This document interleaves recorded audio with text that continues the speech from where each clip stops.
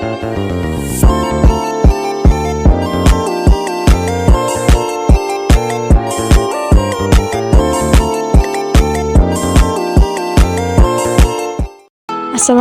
warahmatullahi wabarakatuh.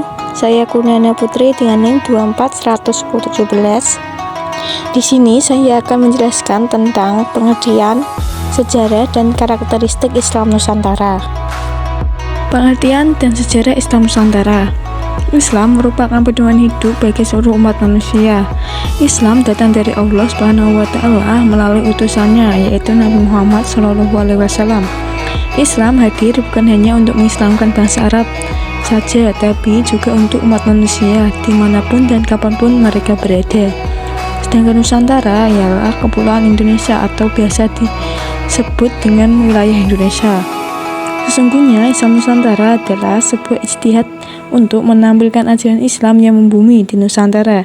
Islam Nusantara mengimpikan ajaran Islam yang inklusif dengan peradaban bahari dan kontinental yang ada di dalamnya, sehingga ajaran Islam tidak selalu dihadap-hadapkan dengan peradaban Nusantara. Jadi dapat disimpulkan bahwa Islam Nusantara adalah ajaran Islam yang menekankan pada prinsip-prinsip ajaran yang moderat, inklusif, toleran, tidak mengklaim hanya agama sendiri yang benar, bersatu dalam keberagaman, yaitu Bhinneka Tunggal Ika berdasarkan pada Undang-Undang Dasar 1945 dan ideologi Pancasila dalam bingkai Negara Kesatuan Republik Indonesia, ternyata berhasil mempertahankan keutuhan bangsa Indonesia yang sangat majemuk. Penyebaran Islam di Nusantara memiliki rentang sejarah yang panjang. Umumnya, Islam menyebar dan berkembang secara organik melalui aktivitas perdagangan dan pernikahan, lalu berkembang biak menjadi komunitas muslim yang kemudian mendirikan sebuah negara, dalam hal ini kerajaan Islam. Pada umumnya, kedatangan Islam dan cara menyebarkannya kepada golongan bangsawan maupun rakyat umum dilakukan dengan cara damai, melalui perdagangan sebagai sarana dakwah oleh para mubalik atau orang-orang alim. Kadang-kadang pula golongan bangsawan menjadikan Islam sebagai alat politik untuk mempertahankan atau mencapai kedudukannya, terutama dalam mewujudkan suatu kerajaan Islam. Kedatangan Islam di berbagai daerah di Indonesia tidak hadir secara bersamaan. Demikian pula dengan kerajaan-kerajaan dan daerah yang didatanginya. Ia mempunyai situasi politik dan sosial budaya yang berlainan. Pada waktu kerajaan Sriwijaya mengembangkan kekuasaannya pada sekitar abad ke-7 dan ke-8, Selat Malaka sudah mulai dilalui oleh para pedagang muslim dalam pelayarannya ke negeri-negeri di Asia Tenggara dan Asia Timur. Berdasarkan berita Cina zaman Tang, pada abad-abad tersebut diduga masyarakat muslim telah ada, baik di Ganfu atau Kanton maupun di daerah Sumatera sendiri. Perkembangan pelayaran dan perdagangan yang bersifat internasional antara negeri-negeri di Asia bagian barat atau timur mungkin disebabkan oleh kegiatan kerajaan Islam di bawah Bani Umayyah di bagian barat maupun kerajaan Cina zaman dinasti Tang di Asia Timur, serta kerajaan Sriwijaya di Asia Tenggara. Menjelang abad ke-10, para pedagang Islam telah menetap di pusat-pusat perdagangan yang penting di kepulauan Indonesia, terutama di pulau-pulau yang terletak di Selat Malaka, terusan sempit dalam rute pelayaran laut dari negeri-negeri Islam ke Cina. 3 abad kemudian, menurut dokumen-dokumen sejarah tertua, pemukiman orang-orang Islam didirikan di Perlak dan Samudra Pasai di timur laut pantai Sumatera. Saudagar-saudagar dari Arab Selatan semenanjung tanah Arab yang melakukan perdagangan ke tanah Melayu sekitar tahun 630 Masehi atau tahun ke-9 Hijriah telah menemui bahwa di sana banyak yang telah memeluk Islam. Hal ini membuktikan bahwa Islam telah masuk ke Indonesia sejak abad-abad pertama Hijriah atau sekitar abad ke-7 dan ke-8 Masehi yang dibawa langsung oleh saudagar dari Arab. Dengan demikian, Islam telah tiba di tanah Melayu sekitar tahun 630 Masehi, tatkala Nabi Muhammad SAW masih hidup. Namun di sini harus dibedakan antara Islam mulai masuk dan menyebar ke Nusantara, karena belum tentu ketika Islam masuk kemudian langsung disebarkan. Pada masa selanjutnya, Islam dengan ajaran-ajarannya mulai disebarkan oleh para dai Sufi seperti Wali Songo pada tahun 1400-an Masehi. Keterangan lebih lanjut tentang masuknya Islam ke Indonesia ditemukan pada berita dari Marco Polo bahwa pada tahun 1292 ia pernah singgah di bagian utara daerah Aceh. Dalam perjalanannya dari Tiongkok ke Persia melalui laut, di Perlak ia menjumpai penduduk yang telah memeluk Islam dan banyak para pedagang Islam dari India yang giat menyebarkan agama itu. Para pedagang Muslim menjadi pendukung daerah-daerah Islam yang muncul kemudian, dan daerah yang menyatakan dirinya sebagai kerajaan yang bercorak Islam ialah Samudra Pasai di pesisir timur Laut Aceh. Munculnya daerah tersebut sebagai kerajaan Islam yang pertama diperkirakan mulai abad ke-13. Hal itu dimungkinkan dari hasil proses Islamisasi di daerah-daerah pantai yang pernah disinggahi para pedagang Muslim sejak abad ke-7. Sultan yang pertama dari kerajaan Islam Samudra Pasai adalah Sultan Malik As-Saleh yang memerintah pada tahun 1292 hingga 1297. Dari catatan lain yang ditinggalkan Ibnu Battuta dapat diketahui bahwa pada masa itu kerajaan Samudra Pasai merupakan pelabuhan yang sangat penting, tempat kapal-kapal datang dari Tiongkok dan India serta dari tempat-tempat lain di Indonesia singgah dan bertemu untuk memuat dan membongkar barang-barang dagangannya. Kerajaan Samudra Pasai makin berkembang dalam bidang agama Islam, politik, perdagangan, dan pelayaran. Hubungan dengan Malaka makin ramai sehingga di Malaka pun sejak abad ke-13 timbul corak masyarakat Muslim. Perkembangan masyarakat Muslim di Malaka makin lama makin meluas dan akhirnya pada awal abad ke-15 berdiri Kerajaan Islam Malaka.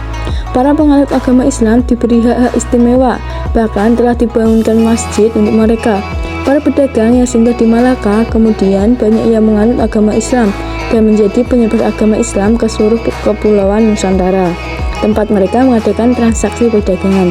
Beberapa kerajaan Islam yang berdiri di Nusantara tidak terhubung secara politik kenegaraan dengan kekhalifahan Islam di masa Turki Utsmani. Hal ini merujuk pada penjelasan guru besar filologi UIN Syarif Hidayatullah Jakarta, yaitu Oman Fatur Rahman, tahun 2020, bahwa pengaruh keislaman di wilayah Nusantara ini memang ada. Namun, Oman menolak argumentasi yang menyebut adanya bekas sistem ala Turki Utsmani pada kerajaan-kerajaan Islam yang ada di Nusantara. Kesultanan yang ada di wilayah Nusantara merupakan kelanjutan dari kerajaan-kerajaan yang sudah ada di masa pra-Islam, berdasarkan referensi dari manuskrip Islam dan pra-Islam. Kontak diplomatik memang ada, tetapi klaim yang menyebutkan bahwa kerajaan-kerajaan Islam di Nusantara merupakan bagian dari Turki Utsmani adalah dugaan yang tidak berdasar, bahkan bisa dikatakan tidak benar. Terkait Turki Utsmani, menurut Philip K. Hippie dalam History of the Arabs tahun 2014, Turki Utsmani merupakan campuran suku-suku Iran di Asia Tengah yang bergerak dari Mongolia menuju Asia Kecil dan berangsur-angsur menggeser posisi Bani Saljuk, sepupu mereka. Badri Yatim dalam Sejarah Peradaban Islam tahun 2003 mengatakan mereka merupakan bangsa Turki dari kabilah Oghuz yang mendiami daerah Mongol dan daerah utara negeri Tiongkok. Awal abad ke-14 adalah masa kelahiran kekhalifahan Utsmani, sebuah kerajaan yang berpusat di Turki modern dan pernah berkuasa hingga selatan Eropa, Barat, Asia, dan Utara Afrika. Sementara pada abad ke-20 adalah masa keruntuhannya.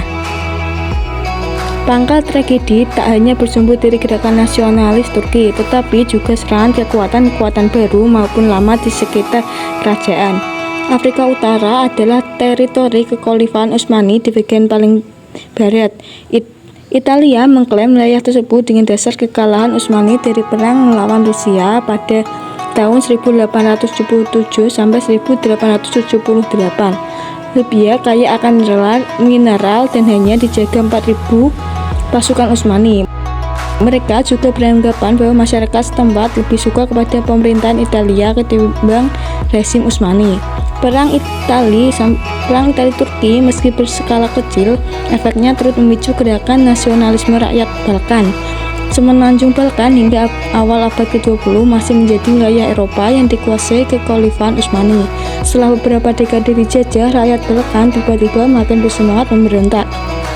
Jika orang Italia bisa saja Jika orang Italia saja bisa mengalahkan Utsmani, maka mereka pun mampu mengalahkannya. Kekalahan dari Perang Balkan menyebabkan kekhalifahan Utsmani kehilangan seluruh teritori Eropanya. Kini ditandai dengan batas negara Turki di sebelah barat. Kekhalifahan Utsmani dibubarkan pada tanggal 1 November 1922. Khalifah terakhir Mehmed VI meninggalkan bekas daerah kekuasaannya 16 hari berselang. Majelis Agung Nasional Turki kemudian mendeklarasikan berdirinya Republik Turki pada 29 Oktober 1923 dengan Ankara sebagai ibu kotanya. Pada 3 Maret 1924, Majelis Agung Nasional secara resmi membubarkan kekhalifahan Utsmani, menjadikannya kekhalifahan umat Islam terakhir di muka bumi. Berdasarkan paparan di atas, secara spesifik bisa dijelaskan bahwa wilayah kekuasaan kekhalifahan Turki Utsmani membentang di wilayah Arab, Barat Asia, Selatan Eropa, dan Utara Afrika. Sedangkan Nusantara merupakan wilayah yang terletak di Asia bagian Tenggara atau Asia Tenggara. Karakteristik Islam Nusantara yang pertama yaitu tawasud atau moderasi dan tawazun atau keseimbangan. Islam Nusantara menekankan pentingnya jalan tengah dalam memahami dan mengamalkan ajaran Islam. Moderat berarti tidak condong bersikap ekstrim, baik ekstrem kanan atau radikalisme maupun ekstrem kiri, liberalisme yang kebablasan. Dalam praktiknya, Islam Nusantara mendorong manusia untuk menjaga keseimbangan antara kehidupan dunia dan akhirat, antara kepentingan pribadi dan kepentingan sosial. Jadi, Islam Nusantara mengajarkan umat manusia untuk bersikap moderat dan seimbang dalam beragama, menghindari sikap ekstrim, serta mampu menempatkan diri secara bijak antara aspek sosial dan individual dalam kehidupan sehari-hari.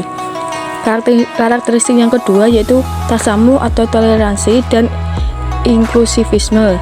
Islam Nusantara bersikap terbuka terhadap keberagamaan, baik perbedaan dalam pandangan keagamaan, madhab maupun budaya.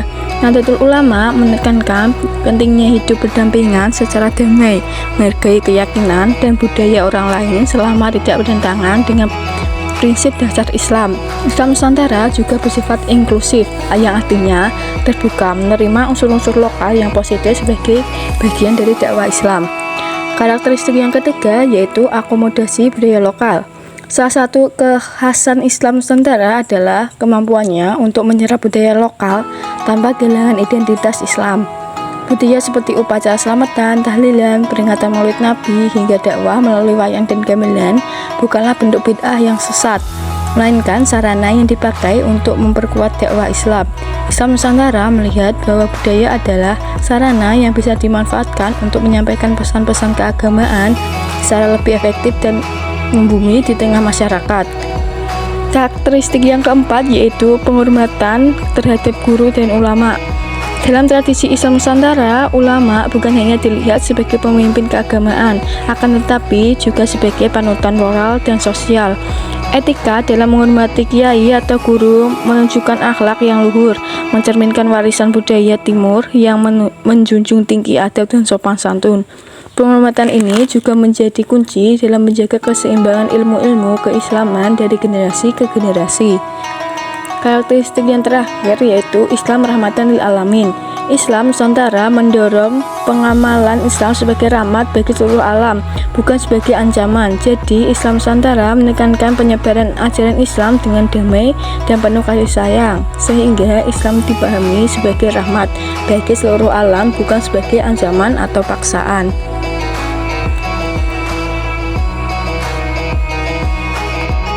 Demikian jawaban yang dapat saya sampaikan.